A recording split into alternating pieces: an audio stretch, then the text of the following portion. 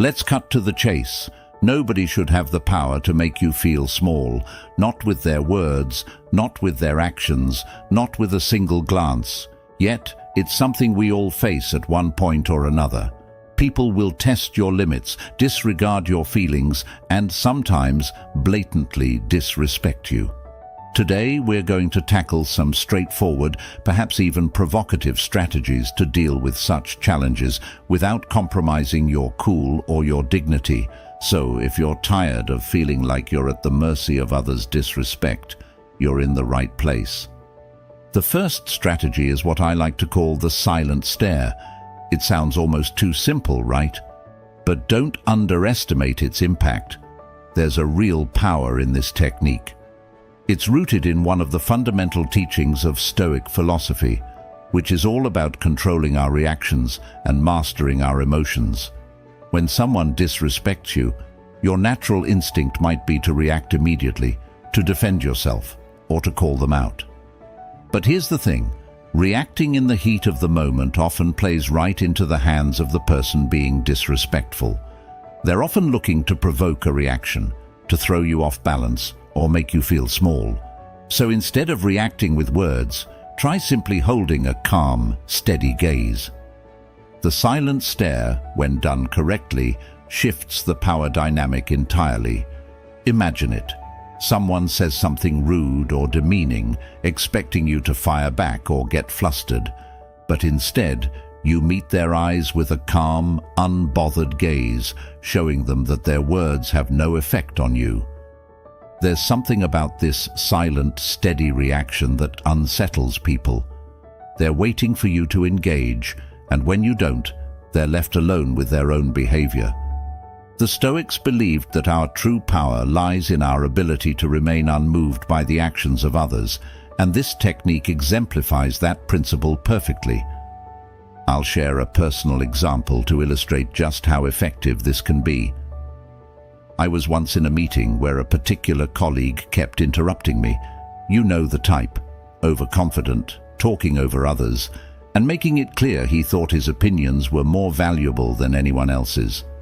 At first, I tried the usual tactics, polite interjections, waiting for my turn to speak, but he continued cutting me off. Instead of escalating the situation by trying to talk over him, I decided to try the silent stare. I leaned back slightly, crossed my arms, and looked at him without blinking, letting the silence hang in the air. In just a few seconds, something shifted. He started to fumble over his words, glancing around the room as if looking for support, but all eyes were on him. He suddenly looked uncomfortable, as if he realized he was the only one talking. That silent stare spoke volumes, conveying a simple but powerful message. I see what you're doing, and I'm not impressed.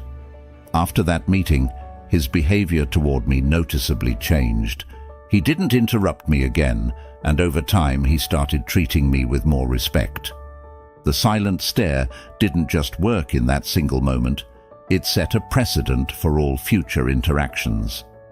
It's amazing how something as small as a steady gaze can have a lasting impact. The beauty of this technique is that it requires no words, no drama, and no escalation. It's a quiet, dignified way of asserting yourself and reclaiming your power. Stoicism teaches us that we don't have to play by other people's rules or give in to their provocations. By choosing silence and refusing to engage, we're setting our own terms. So, next time someone tries to push your buttons, remember the silent stare. It's a way of saying, without a word, I respect myself too much to stoop to this level. Now let's talk about another powerful Stoic approach. Using silence as a strong statement. Silence can feel like a strange response in our society, where we're often taught to stand up for ourselves by speaking out. But here's the thing. Silence, when used intentionally, is far from passive. It's one of the most active responses you can choose. In Stoic philosophy, silence is a way to guard our inner peace and energy, avoiding unnecessary conflicts that drain us and disrupt our sense of calm. When someone disrespects us, we naturally feel an urge to defend ourselves, to correct them, or to prove our worth. But responding often gives that person exactly what they want, our energy and attention. By choosing silence, we're making a powerful statement that their negativity isn't worth even a second of our time or energy. Choosing silence is not about being weak or submissive. In fact, it's quite the opposite. It's about knowing that your worth doesn't need to be defended. You are showing, both to yourself and to others, that you are grounded enough to rise above petty comments.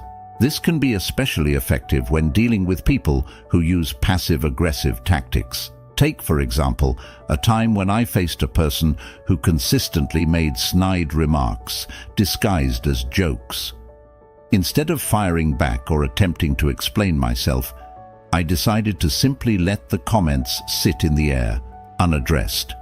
I looked at the person, offered a polite but neutral expression, and said nothing. The silence was powerful. It allowed their words to echo back to them and made their behavior stand out. This type of silence has a way of making the disrespectful person uncomfortable, often even more than a direct response would. When there's no reaction, no engagement, they're left to confront the weight of their own words. It's almost as if you're holding up a mirror, allowing them to see themselves without your interference. Over time, this approach can actually discourage further disrespect. People start to realize that they won't get the reaction or satisfaction they're seeking from you, and often they'll adjust their behavior. Silence also does something else that's really important. It reinforces our own self-respect. By choosing not to engage, we're essentially telling ourselves, I don't need validation or approval from this person, and I don't need to stoop to their level to defend myself. This is a powerful reminder that our sense of self-worth is internal, not something to be given or taken by someone else's words. In many ways, silence becomes a shield, protecting our peace and maintaining our control over the situation. And as we continue to choose silence in these moments, we build a stronger foundation of self-respect that only grows over time. So the next time you're faced with negativity or passive-aggressive comments, remember that silence is a choice, and a powerful one. You're not ignoring the situation, you're choosing to rise above it. You're demonstrating that your peace, your time, and your energy are worth more than an argument or a defense. And that's a message worth sending, both to the other person and to yourself. The third strategy is all about breaking free from the need to explain our choices. This is a tough one because, let's be honest, we all want to be understood. We make decisions that feel right for us, and when others question those choices, it can be tempting to dive into detailed explanations as if we need to prove our reasoning. But here's the truth that Stoicism teaches us. We don't owe anyone an explanation for the paths we choose to walk. Our decisions are ours alone, and if we're constantly justifying them, we're not only giving away our peace, but also letting others have too much say in our lives. Stoicism encourages us to be confident in our choices, knowing that they align with our values, even if others don't see it the same way. Think about it.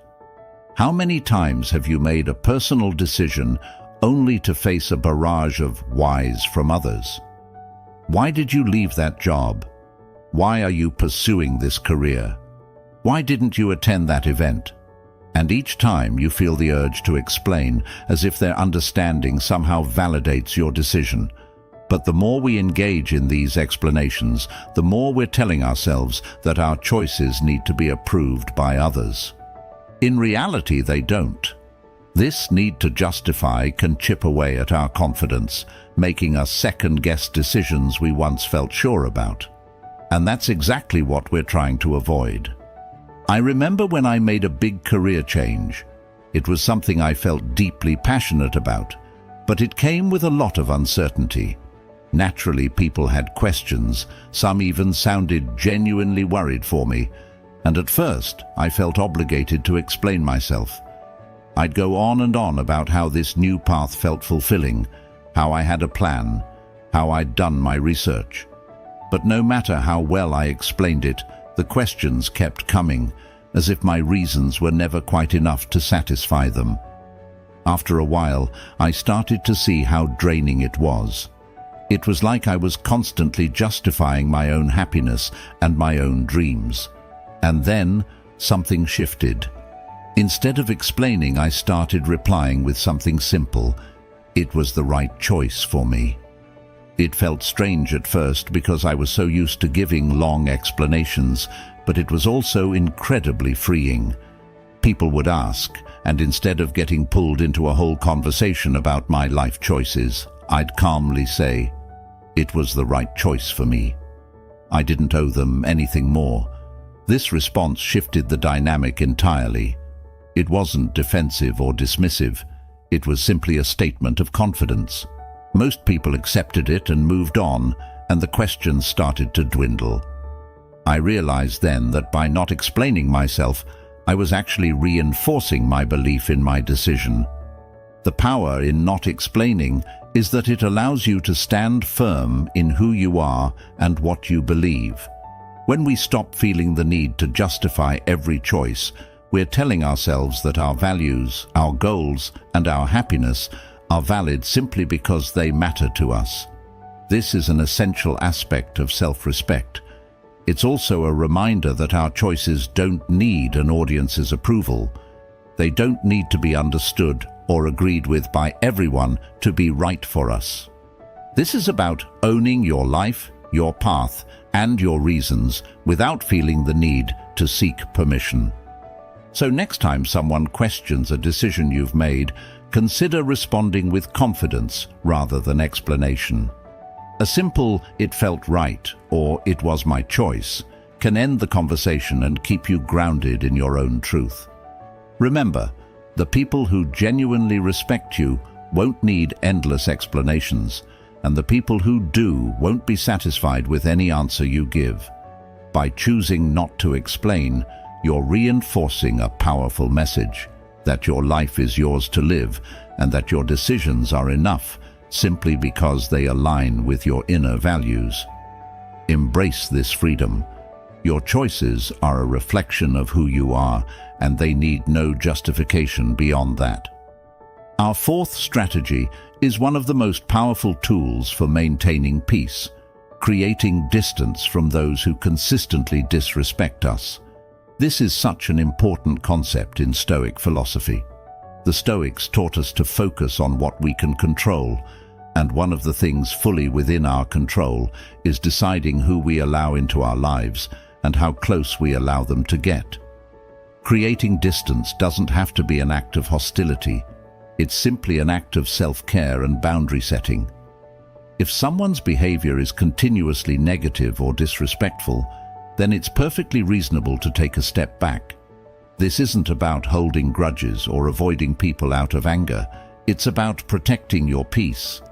We often feel guilty about creating this kind of distance, especially when the person is someone we've known for a long time, or even a family member. Society sometimes tells us that we're supposed to be endlessly forgiving and that we should keep everyone close, no matter how they treat us. But think about it. If someone constantly drains you, makes you feel bad about yourself, or disregards your boundaries, then what are they adding to your life? Sometimes the most loving thing we can do, for ourselves and for them, is to give ourselves the space we need to breathe and recharge. I've personally experienced the power of this approach. I had a friend who was frankly exhausting to be around. She always had something negative to say, whether it was about her own life, the people around her, or even my choices. At first I brushed it off, thinking, that's just her personality. But over time I realized how drained and anxious I felt after spending time with her. I was constantly walking on eggshells, bracing myself for her next criticism or complaint. Eventually, I decided to put some distance between us. I didn't make a big announcement or confront her about it. I simply started limiting our interactions. Instead of meeting her every week, I saw her once a month. Instead of daily calls, I'd send the occasional text. This small change was life-changing. Without that constant negativity weighing on me, I found that I had more energy and emotional space to invest in relationships that were positive and supportive. I could focus on friends who encouraged me, who celebrated my successes, and who respected my boundaries. The impact on my mental health was profound. I felt lighter, happier, and far less stressed. And here's the interesting part.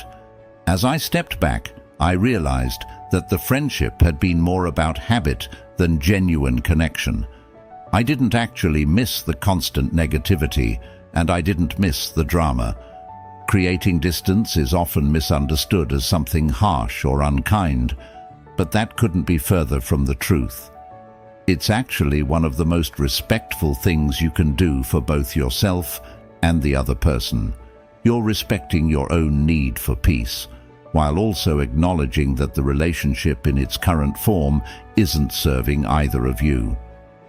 When we take a step back from people who consistently disrespect us, we're not giving up on them. We're giving ourselves permission to prioritize our own well-being. And here's the deeper lesson. By choosing to create distance, you're sending a message to yourself that your peace is valuable, that your mental health is worth protecting, and that you deserve to be surrounded by people who lift you up. Distance allows you to see things more clearly, too. When we're too close to someone, it can be hard to objectively evaluate the impact they have on our lives. But with a bit of space, it becomes easier to see whether the relationship is truly healthy or whether it's something that we've just held onto out of habit or guilt. So if there's someone in your life who doesn't respect your boundaries, who drains you, or who makes you feel small, give yourself permission to step back. Remember, this isn't about anger or resentment.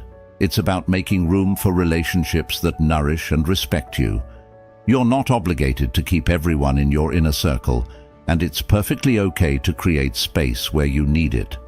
The people who truly care about you will respect your need for peace, and those who don't were never meant to be that close to begin with. The fifth and final strategy is to maintain your composure and stand tall, a true embodiment of Stoic strength. This one might seem simple, but it's remarkably powerful. When faced with disrespect, our bodies often react before our minds even have a chance to catch up. We might hunch our shoulders, avoid eye contact, or even shrink into ourselves. But imagine what would happen if, instead, you did the opposite. By making a conscious effort to stand tall, keep your head up, and meet someone's gaze directly, you're sending a clear, unspoken message. I am not easily shaken, and I am confident in my own worth. This physical response reflects your inner strength and sense of self-assurance. It's a subtle but effective way to claim your space and let others know that their attempts to undermine you won't work.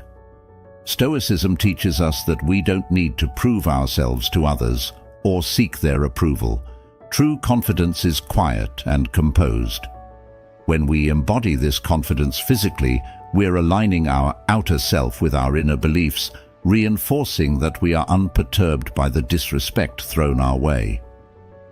Standing tall doesn't just help you appear more confident to others. It actually helps you feel more confident within yourself. It's incredible how much our body language can impact our mindset. I've found this especially effective in professional settings like meetings or social events where the dynamic can shift quickly. There have been moments when someone has tried to cut me off or dismiss my point. And instead of shrinking or reacting defensively, I made the conscious choice to keep my posture strong. I held my head high, maintained eye contact, and continued to speak with clarity and purpose. It's amazing how quickly the energy in the room changes when you refuse to let others intimidate you. People notice this kind of presence. It's not loud or aggressive. It's quiet, steady, and commanding. When you maintain your composure, You're showing that you're unshaken and fully present. What's interesting is that this approach often disarms those who might be trying to throw you off balance. When someone is disrespectful, they're often looking for a reaction, something that confirms their sense of control or superiority. But when you stay calm and steady, it's as if you're telling them, "I'm not here to play your game." This can make them feel uncomfortable as they start to realize that their attempts to provoke you aren't working. Standing tall becomes a silent but powerful response, showing them that their behavior has no power over you. Think of this as more than just good posture. It's a form of self-respect and a declaration of self-worth. You're telling yourself that you don't need to stoop to someone else's level or engage in their negativity. You are enough as you are, and you're here to stand firmly in your own truth. There's a kind of magnetic strength in someone who holds themselves with poise. When you walk into a room with your head held high, you're giving yourself permission to be fully present and unapologetically yourself. This approach isn't just for moments of conflict. It's a way to carry yourself in everyday life. The more you practice standing tall, the more natural it becomes, until it's simply a part of who you are. In Stoic philosophy, maintaining your composure is about acknowledging that external circumstances don't control your inner state. By standing tall, you're reminding yourself that you are the one who decides how you feel and how you respond. So next time you feel disrespected or challenged, take a deep breath, straighten your posture, and stand firm. Remember, you're not just showing others that you're unshaken, you're reminding yourself of your inherent worth. Composure is a choice, and every time you choose it, you're reinforcing your own strength and resilience. By standing tall, you're living the Stoic ideal of facing the world with grace and confidence, no matter what comes your way. As we wrap up, let's take a moment to reflect on how powerful these Stoic strategies can be in helping us navigate the complex, often challenging situations we face in our daily lives. By embracing Stoic wisdom, we're not just learning to handle disrespect, we're fundamentally reshaping our relationship with ourselves.